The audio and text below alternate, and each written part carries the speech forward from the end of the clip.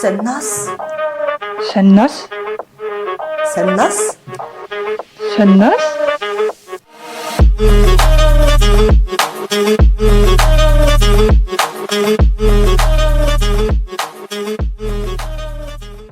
Сайн байцгаана уу? Саннаас подкастын маань дараагийн дугаар эхэлж байна. Тэгээ энэхүү подкастыг манай нараа бит хоёр өөрсдийнхөө амьдарч байгаа буюу бүгд найрамдах Чех улсад болж өрнөж байгаа үйл явдлын мэдээллүүдийг хоорондоо ярилцах.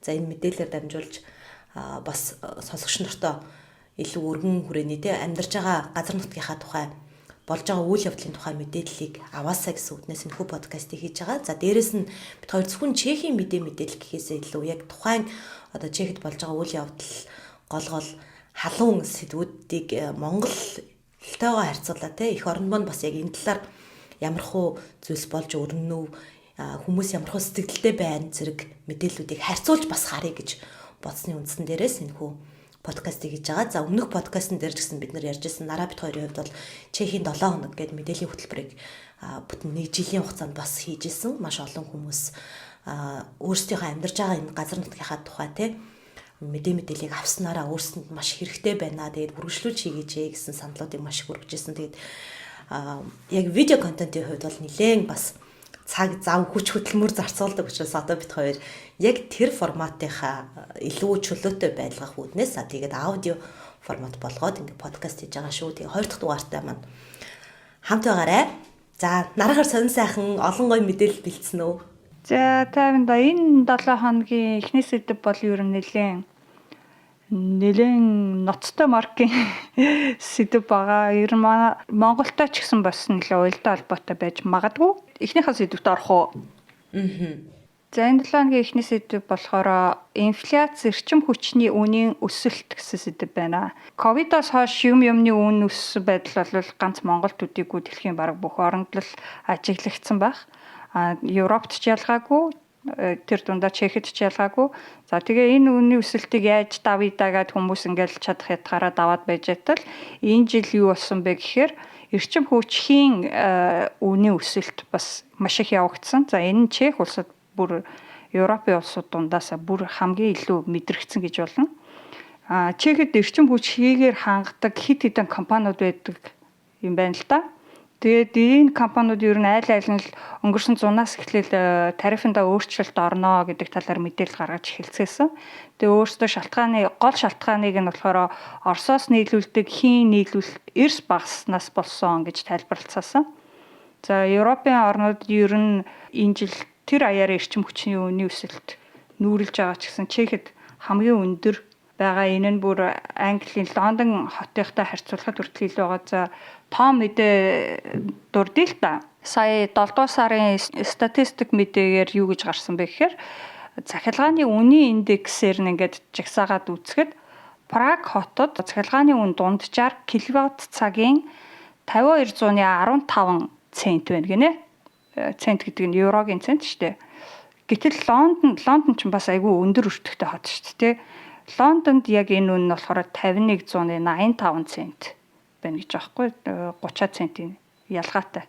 Вишеградын 4 орн гэдэг Чех, Польш, Словак, Унгар гэдэг 4 орн багтдаг ойролцоо байдаг орнууд.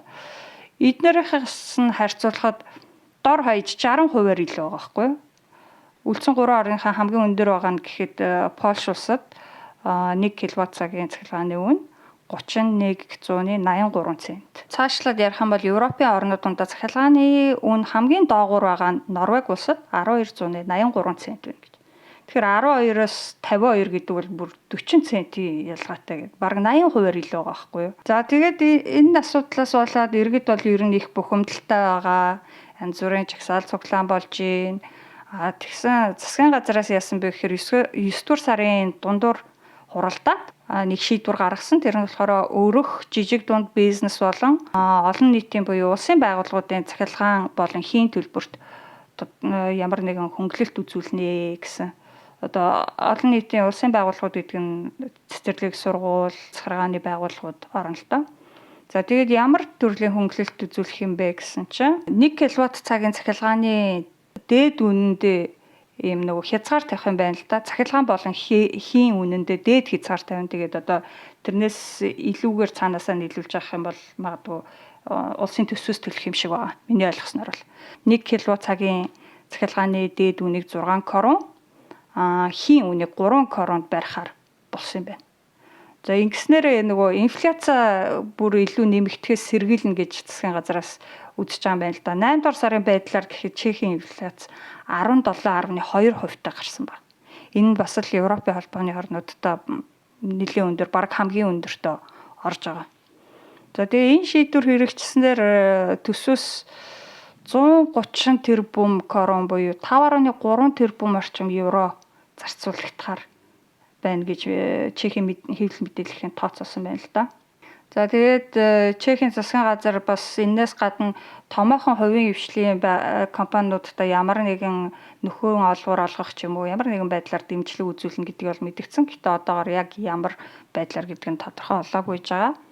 Энэ мэдээллээс бас хэд хоногийн дараа ерөнхий сайд Петр Фиала 9 сарын 18-нд мэдээлэл хийсэн телевизээр. За тэгээд энэ мэдээ нь ер нь мэдээний сайтуудаар Чехийн ерөнхий сайд Фиала ард иргэдийг эрчим хүчээ хэмнэхийг уриалав гэсэн гарчигтайгаар нийтлэгдсэн. За энэ бүр иргэдийн игдүүцлийг их хүргэсэн байж байгаа. За тэгээ эхлээд яг энэ мэдээлэл нь ямар утгатай байсан бэ гэдгийг хэлье. Тэгээ дараа нь иргэдийн сэтгэгдлээс бас жоохон танилцуулна. За ерөнхий сайд ямар мэдээлэл хийсэн бэ гэхээр эрчим хүчний үнийг барихад 100 гаруй тэрбум крон шаардлагатана. Энэ мөнгийг бид хаа нэгтгээс олох шаардлага гарч байна. Гэхдээ дахин зээл аваад баймааргүй байна. Ийм үйлдэлийг бол манай өмнөх засгийн газар хийжсэн. Энэ үйлдэлийг бид нар давтмааргүй байна гэсэн байна. За тэгээд цаашлаад цахилгааны үн өсөх болсон гол шалтгаан нь барууны эсрэг зарласан Оросын эдийн засгийн дайны шууд уршиг гэж хэлсэн байна. Тодорхойлох юм бол Оросын зорилго нь Европын орнуудын эдийн засагт сөргөөр нөлөөлөх замаар Европын улсууд хооронд болоод иргэд ба төрийн харилцаанд хагарал үүсгэж цаашлаад ардчлал занал хийлэх явдал болж байна. Гэвч энэ эсэргээрээ биднийг улам бүр эвлэлтэн нэгтгэхэд хүргэж байгаа гэж хэлсэн байна.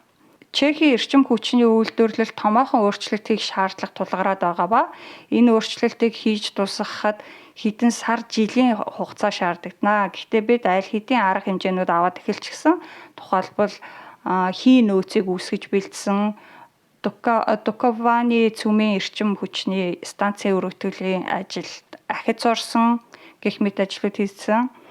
Бид Чех улсыг аль болох ойрын хугацаанд эрчим хүчний хэрэгцээгээ бүрэн хангадаг улс болохын төлөө чадах бүхнээ хийж байна гэж хэлсэн байгаамаа. Их танил сонсогдож байгаа. За энэ дээр нэг тодруулах хийхэд Deutsche Welle-гээс гаргасан нэг мэдээг харсан чинь Европын холбооны зүгээс ч гэсэн ерөнхийдөө иймэрхүү арга хэмжээ авахыг гишүүн орнуудтай зөвлөж байгаа юм байна л да. Одоо нөгөө цахилгааны төлбөрийн дээд хэмжээнд хязгаар тавих ч гэдэг юм уу те.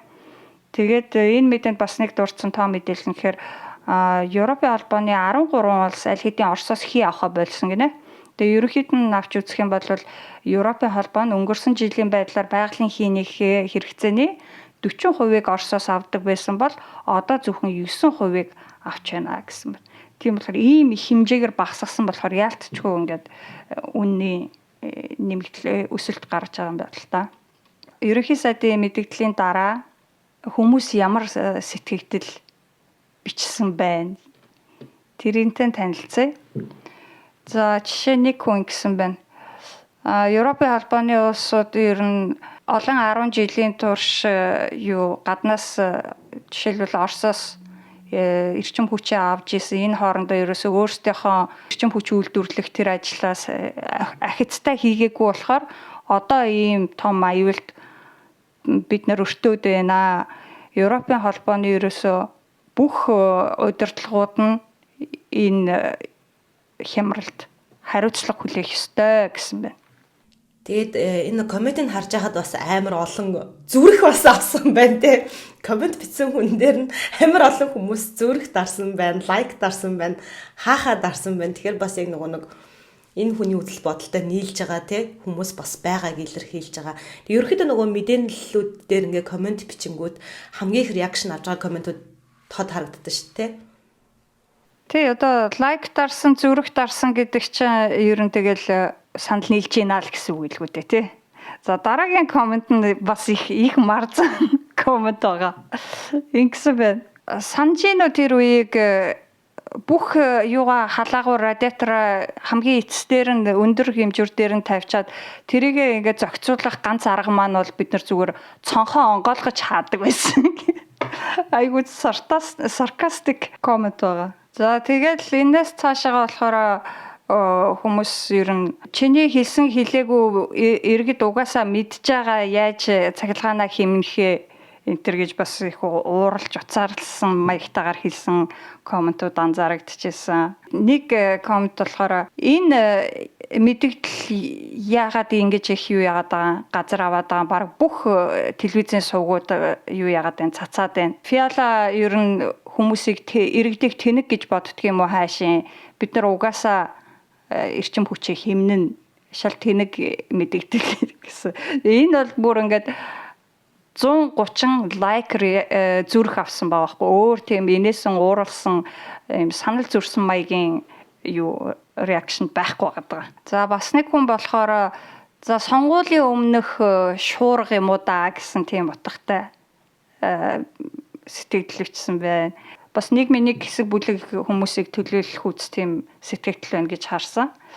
Юу гэж утсан бэ гэхээр тэр экспертүүд эдийн засагчид юу гэж ярих надад ерөөсөө хамаагүй би бол зүгээр хэрэглэгч хүнийхээ хувьд өөрийнхөө төлж байгаа төлбөр нэмэгдээд байгаа энэ бодит амьдрал дээр бууж байгаа зүйлээ л харж байна. Одоо энэ их үнийн өсөлтөөс болоод тэтгэврийнхаа бараг 90%-ийг ингээд байр цахилгаан гэдэг ингээд хэрэглээнийхээ зардалд төлж байна.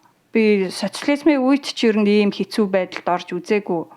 Гэхдээ би төлөх ёстой юмаа төлнө. Зүгээр л юу 80 фиалад гэж хэлэхэд таны энэ үнийн өсөлтийн эсрэг авж байгаа арга хэмжээ чинь ажиллахгүй байна гэсэн байна. Чех иргэдийн сэтгэлдлүүдийг харахаар ер нь бол ингээд мэдээж хэмнэхээ бид нарыг хилүүлтгүү мэдж байгаа тий.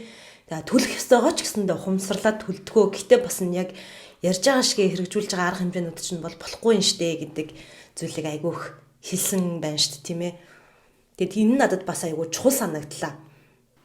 Тий, бас нэг анзаарагцсан юм болохоор гол нь Европын орнууд бүгдөө энэ асуудалтай тулгараад байгаа. Гэхдээ Чехэд хамгийн гол нь энэ үнийн өсөлт бүр амар их байгаа байхгүй. Түрүүн ихэнх хэсэгт хэлсэнтэй ингээд яг хажуу талын Польштой харьцуулахад бараг 60%-аар илүү өндөр үнэтэй байгаа байхгүй. Тэгээ тэрэнд хүмүүс гол нь маш их ууралж байгаа. Энэ асуудал байгааг нь бол ойлгож чинь гэхдээ яагаад бусад орнууд хөрш зэрэглэдэх орнууд чинь арай гайгүй нэрвэгдэж хахад манайх ингэж амар хямралд нэрвэгдээд байгаа юм бэ гэж их уцаарлцсан баг. Амьдралд бүрийг мэдгэдэггүйц нөлөөл өгж байгаа юу гэвэл яг өгж байгаа. Өнгөрсөн жилүүдэд гэтэл манай охин нөгөө сургууль дээр ингээд өдөрт ч баг 10 сарын сүүл хүртэл ангидаа подолктой явдаг байсан. Тэгэхэд энэ жил ерөөсөө хичээл эхлээд нэг 2 дахь 3 дахь 7 өнөд дээр нь сургуулиас нь мэйл ирж байгаа. Тэрний өгж байгаа гэхээр хүүхдэд ингээд дулаан хувцсан тий тухтай болон дулаан хувцсыг өмсүүлээрээ ингээд анги танхим маань бол өмнөшгөө одоо халаалт авахгүй байгаа.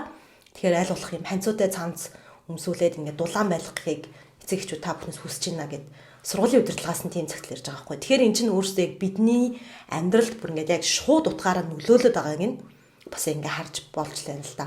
Өрхүүд болон жижиг албан байгууллагууд зүгээр наад захын ямар арга хэмжээ авч эрчим хүчээ хэмж болох вэ гэсэн юм юу зөвлөгөө гэх юм уу? Тийм юм зарим нэг мэдээллийн сайтууд гаргасан байсан. За би яг энийг альнаас нь авснаа мэдэхгүй. Би яг энэ мэдээллийг бол 3-4 сайтнаас бэлдсэн байгаа л да. Prague Morning, Expat.cz, Chete 24 Deutschwelle.com гэх сайтуудаас бэлдсэн байгаа. За жишээлхэн бол ийм зөвлөмж байгаа. Халаалтын системийн хамгийн бага буюу минимум температурын тохиргоог багасгах нь зүгээрээ 1.5 Цельсиэр бууруулахад 9 орчим хувийн хэмнэлт хийгддэг гэсэн байна. За бас халуунаа ирдэг ус буцалгагч гэдэг чинь одоо нэг ус цэвэршүүлэгчтэй голцоо албан байгууллагуудад байгаад идэв чинь халуун хөт ус гоождаг. Тэр чинь нэг усаа буцлагчаа тэгэл усаа халуунаар нь байлгахын тулд ингээл байсгээл халаагаад идэв шүү дээ. Тэгээд тэрний халуун байрах температур нь гол төлөв 60 Цельс дээр байдаг юм байна л да. Тэрийг 50 болгож бууруулснаар жилд 5,000 крон хэмнэх боломжтой гэж шүү. За хөргөгчний хэмийг бас тодорхой хэмжээндээр тавихыг зөвлөсөн байгаа. Жишээлх юм бол хөргүүрийнхаа хэмийг нэмэх 4 Цельс дээр, хөлтөгчийнхаа хэмийг хасах 18 хэмдэр байлгах нь их тохиромжтой гэсэн байна. Гэрлийн шилнүүдээ одоо нөгөө зүгээр шар гэрэл байдаг бол цагаан LED гэрлэлээр солил хэмнэлт үүснэ. Цахилгаан хэрэгслүүдэд ашиглаагүй үедээ бүр розеткаар нь салгаж авах хэрэгтэй. Яагаад гэвэл ингээд ашиглаагүй ч гэсэн залгагдсан байгаа тохиолдолд маш багахан хэмжээний ингээд цахилгаан гүйж идэг гэсэн байдал.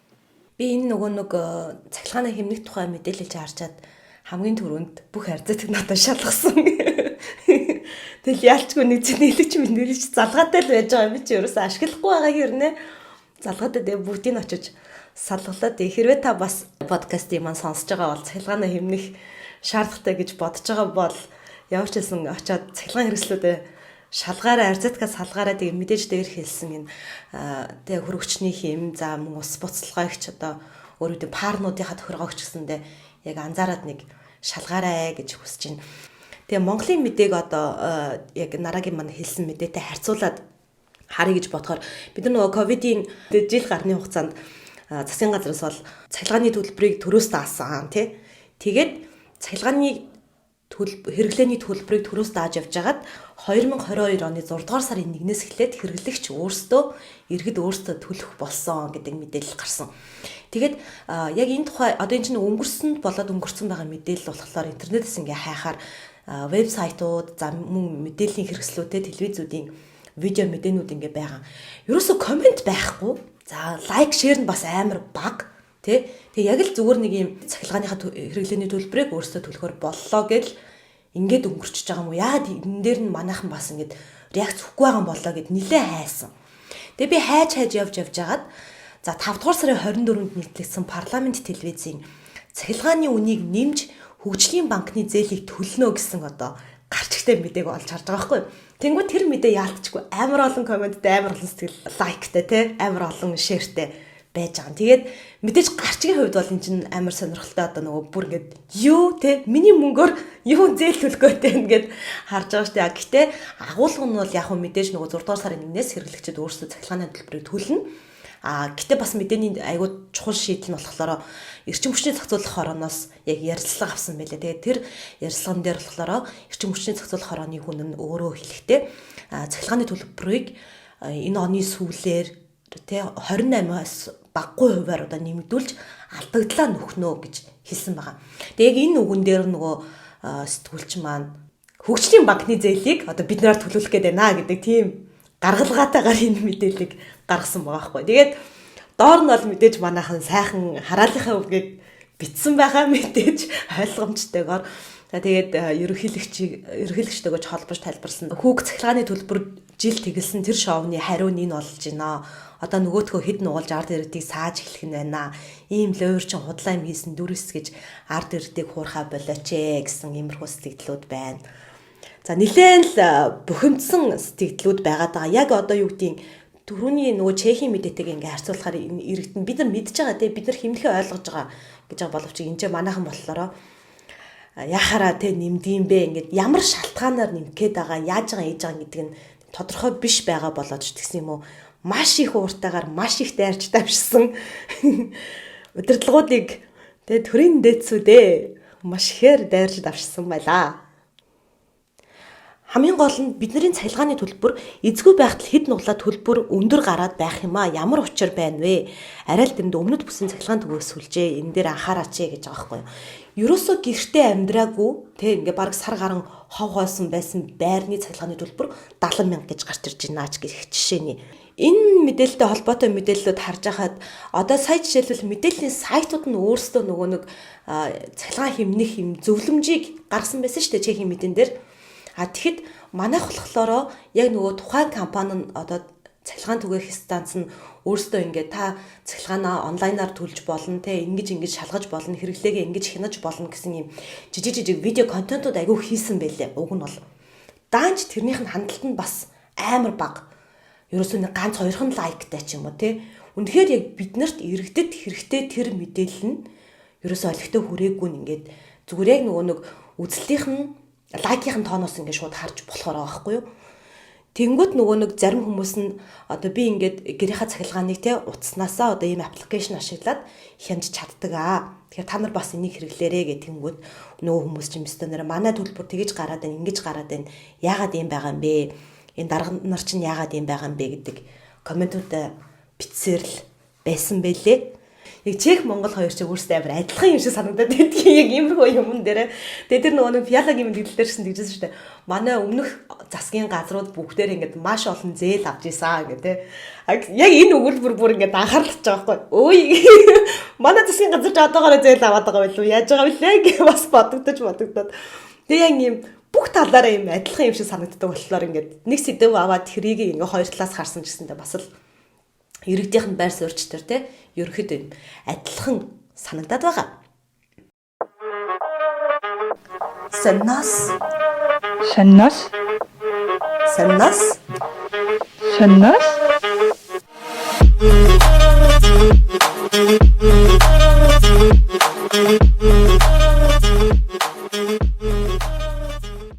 Саннас подкасттай мань хамт байгаа бүх хүмүүстээ баярлалаа. Тэгээд подкастынхаа яг энэ хэсэг дээр бид нар эхний сэдвээ ярьсныхаа дараа цаг үеийн одоо мэдээллүүдийг хүргэхээр бэлтгэсэн байгаа. За нараас эхлэх үү? За тэгээ энэ хэсэг дээр яг бид хоёр арай нэг хөнгөн сэдвийн те жижиг сажигхан товчхон мэдээ хүргэж байгаа. За энэ их гоё сонирхолтой мэдээ байгаа. Пянцны үйлдвэрлэлийн гол цум болсон Чехийн бяцхан тосхон гэсэн мэдээ. Би урд нь нэг хаанаас чи хальт сонсч байсан л да Чехэд ер нь пянц их үйлдвэрлэдэг гэд. Тэгсэн чи энэ мэдэн дээр Лоденица тосгон нь Төв Бохемийн бүсэд байдаг 6 км2 талбайтай 2000 хүн амтай. Тим жижигхэн тосгон. Тэгээ энэ тосгоны граммофоновый заводи буюу граммофон рекорд factory англиар эсвэл тавчлаган бол GZ Media гэдэг юм пянзны үйлдвэр юм байна. 1951 оноос хойш одоо 71 жил үйл ажиллагаа тасралтгүй явуулж байгаа энэ үйлдвэр нь дэлхий дээрх пянзны 60%-ийг нь үйлдвэрлэж байна гэж шүү. За тэгэл одоо нөгөө пянзны үйлдвэрлэл чинь нэг хэсэг бол CD, MIDI, кассет энтер гэл янз бүр юм гарч ирэл бас жоохон баг алга болох нь холгүй юм болсон шүү дээ тий. Жишээлх нь бол 90-ад онд гэхтэл Америкийн нэгдсэн улсад ердөө 1 сая пянз зарагдчихсэн гэж байгаа байхгүй. Гэтэл 2021 онд зөвхөн энэ GZ Media гэхэд л 56.5 сая пянз үйлдвэрлэсэн. За тэгээ энэ үйлдвэрлэсэн пянзанд нь дэлхийн амар алдартай том хамтлагууд бодлогч Black Sabbath, Rolling Stones, Ariana Grande гэх мэт олон уран бүтээлчдийн цомгууд багтж байна гинэ.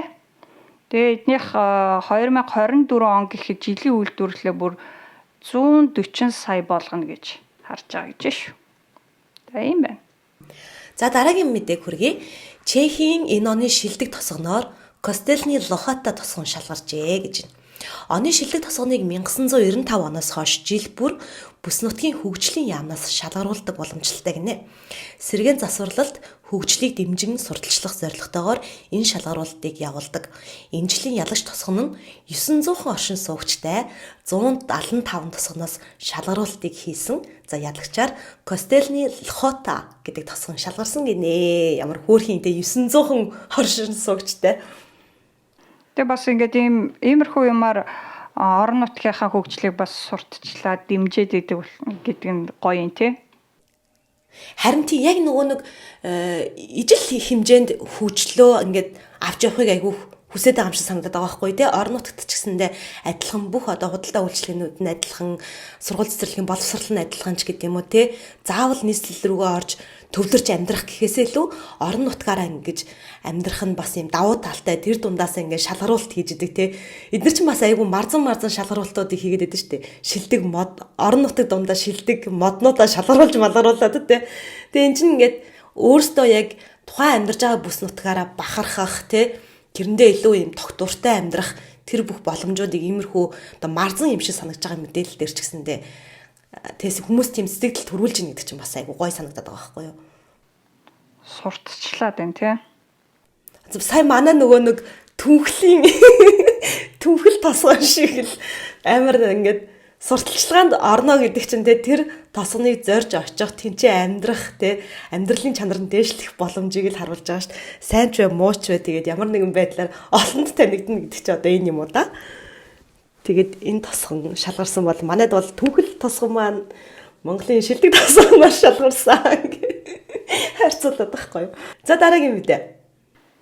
За энэ бас их сенсац тарсан мэдээ. Энэ 9 сарын ихэнх дэлгүүдээ нөгөө олон улсын хүүхд залуучуудын теннисний тэмцээн болсон билээ Америкт. За тэрэнд нь болохоор нөгөө Чехийн нэг охин оролцоод 16 настай охин оролцоод тэгээд яг амжилт инээтрийн талаарх мэдээ гэхээс илүү нэг үйл явдлын талаарх мэдээ айгүй их газар авсан байхгүй юу.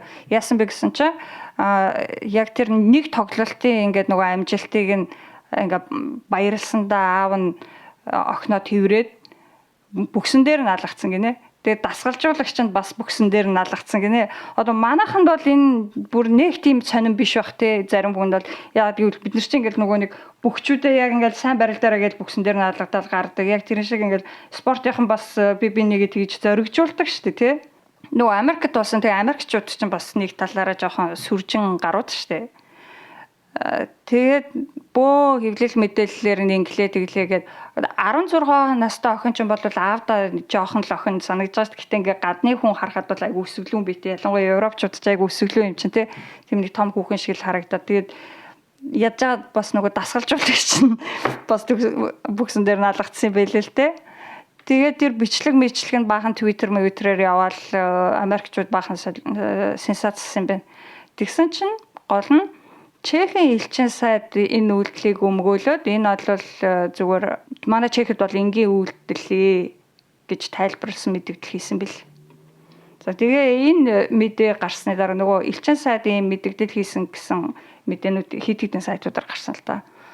Тэгээд энэний сэтгэлдлийг харахаар ерөөсөө л баг 90% нь барууныхны одоо энэ мэдээллийн хэрэгслийг шүүмжлээд энэ аав дасгалжуулагчийн үйлдэлийг бол энгийн зүйл гэсэн байдлаар тайлбарлаж байгаа байхгүй юу? Энийг харин ингээд ийм бэлгийн чиг хандлагатайгаар ингээд сонин утгаар нь хүлээж авч байгаа тэр хүмүүст өөрсөнд нь асуудал байна гэж маш олон хүмүүс сэтгэл бичсэн байгаа. За яг маш цөөхөн хүмүүс том болцсон охинд бол ингээ гэр орондоо бол зүгээр байж болох асуудлаа олон нийтийн газар мазар жоохон эвгүй байж болох юм а тэрийг нь жоохон бодолцож үзвэл зүгээр баха гэсэн цөөхөн хүмүүс сэтгэлдэлчсэн байсан. Би энийг хараад яг бодож илээ л та манайд чинь гоё үг шүү дээ. Усыг нь уувал ёсыг нь дагаа. Улс үндэстэн болгон тийм нэг сонин гадны хүнд сонин харагдахаар ёс заншил янз янзын байгаа. Тэгээд бусдын нутагт байхдаа бол жоохон үйлдэл бодчихсан л зүгээр юм байна даа л гэж бодчихлээ. За дараагийн цаг үеийн мэдээ, сүүлийн мэдээ. За Чехийн хөдөлмөрийн зах зээл дээр өмнө нь тооцоолж байгаагүй томоохон шилжилт хөдөлгөөн явагдаж байна гэсэн байна. Энэ жил Чехийн хөдөлмөрийн зах зээл дээр шинээр нэмж ажилчид авах сонирхолтой компаниудын ч тэр за мөн цомгтгол хийх сонирхолтой компаниудын ч тоо их хэмжээгээр нэмэгдэж байгаа нь ажиглагдсан гинэ. Ажилчид нэмэх сонирхолтой компани тоо 33%-аар нэмэгдсэн бол цомгтгол хийх сонирхолтой нь 22%-аар нэмэгдсэн байна гэж байна. Тэгэхээр хүмүүс ажлаа их сольж байгаа бөгөөд ажлаасаа гарсан, халагдсан хүмүүс шинэ ажилд ороход арай хялбар байгаа гэсэн үг.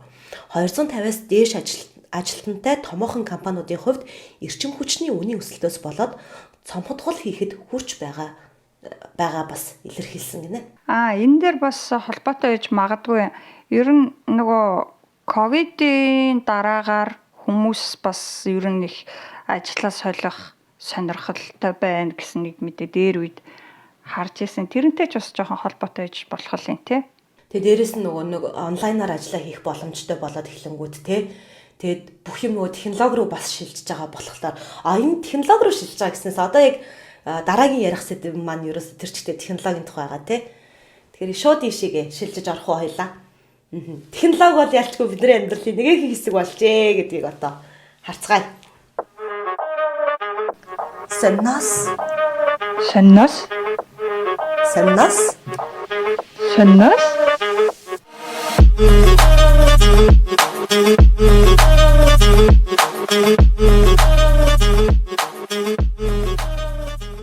За хоёр дахь сэдв энэ болохоор Сигнал гэдэг нэг фестивалийн талаар байгаа.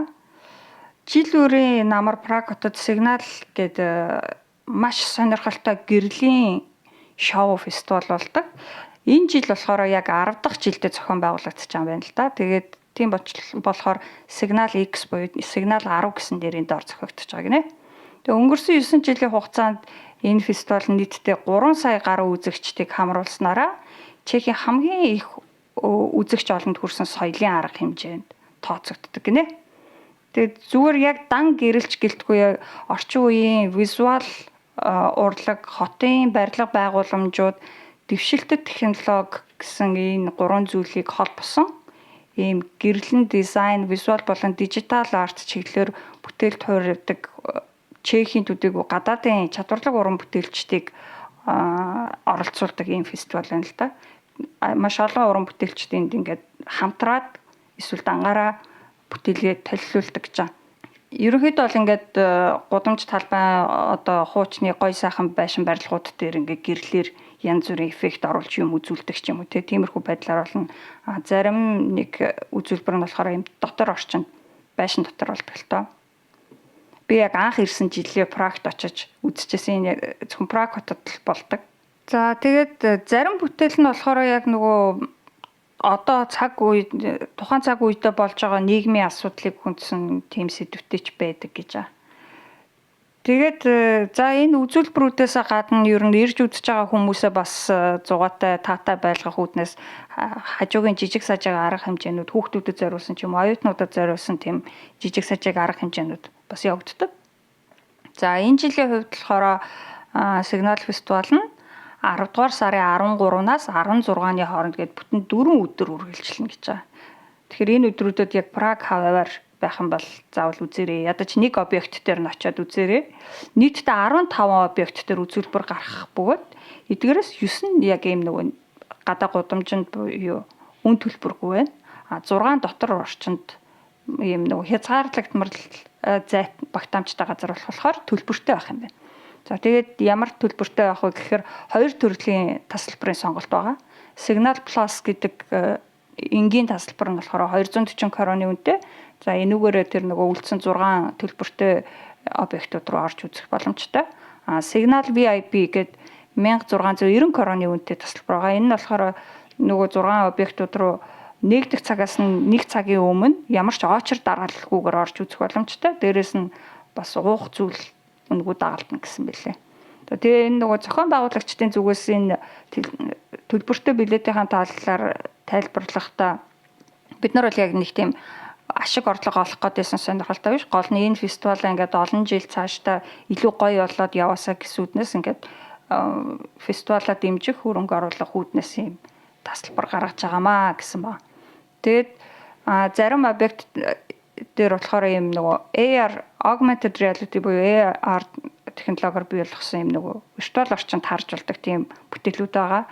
Тэгээд энэ Signal фестивалийн вебсайтаас нь ороод аппликейшнийг татаж авснараа тэр нөгөө AR бүтээлүүдийг үзэх боломжтой гэсэн үг.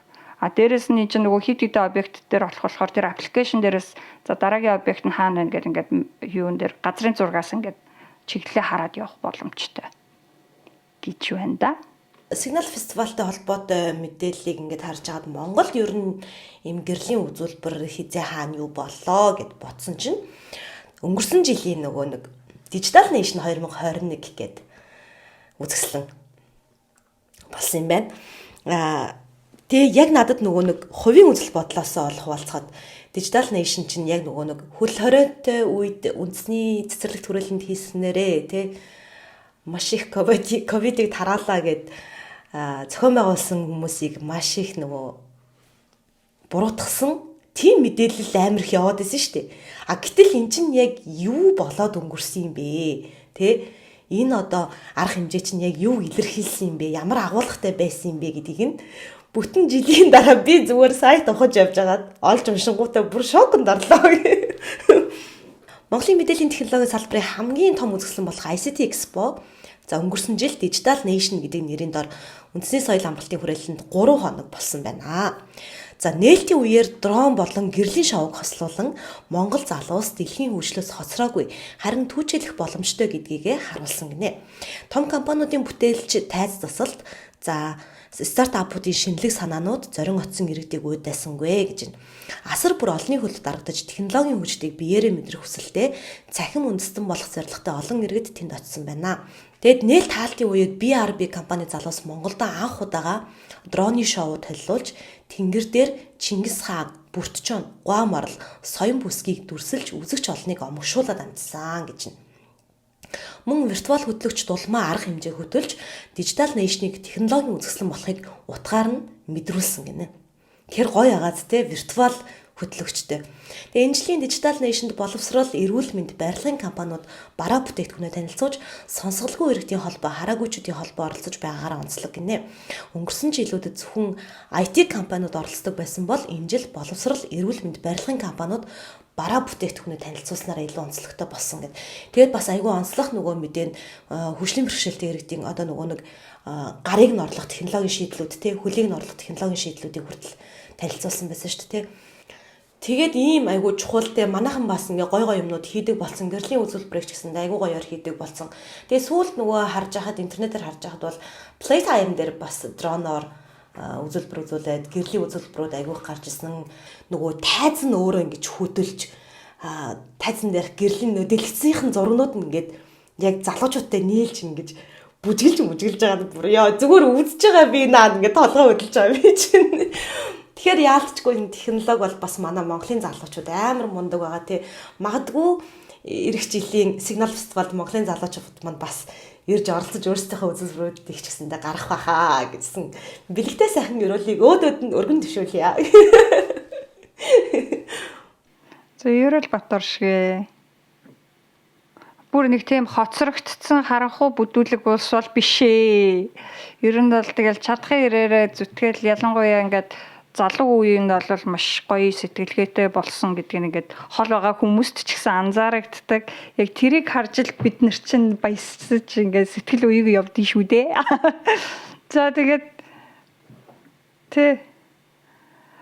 За тэгээд иймэрхүү гоё өөдрөг мэдээллээр энэ удаагийнхаа дугаарыг өндөрлөе. Манай подкастыг сонсож байгаа хүмүүс ер нь сэтгэлдээ үлдээгээрээ одоохондоо яг хөө бид тээр YouTube дээр л подкастаа тавьж байгаа л да. Тэгээд цаашдаа зөвхөн нөгөө аудио платформуд дээр тавих байх гэж найдаж байна. Гол нь олон хүн сонсох юм бол бусад платформуд дээр тавих баха. Тэгээ гол нь бид хоёрын өргөж байгаа мэдээллүүд дээр магадгүй өөр улсад байгаа бол ижил төстэй сэдвэр мэдээлэл хуваалцаараа яг таны байгаа оронд яг иймэрхүү юм ямархуу байдлаар болдгоо ч гэдэг юм уу те. Тэгээд сэтгэлдээ хуваалцаарай. За тэгээд дараагийн дугаараар иргэн уулзтлаа. Түр баяртай. Тэгээд хамт байсан бүх хүмүүстээ баярлалаа, сонсогч нартай баярлалаа. Тэгээд бид хоёрыг дэмжиж мэдээж YouTube дээр лайк, subscribe тэр бүх товчлоорыг дараарай. Тэрэн дээр нөгөө нэг линкээр орчхоор заавал мэйл хаягаа бүртгүүлнэ гэдэг. Тэгээд мэйл хаягаа бүртгүүлж ороод дарсан байхад та тогтмол манай подкастыг хүлээж авах боломжтой болдог шүү. Тэгээд маш их баярлалаа.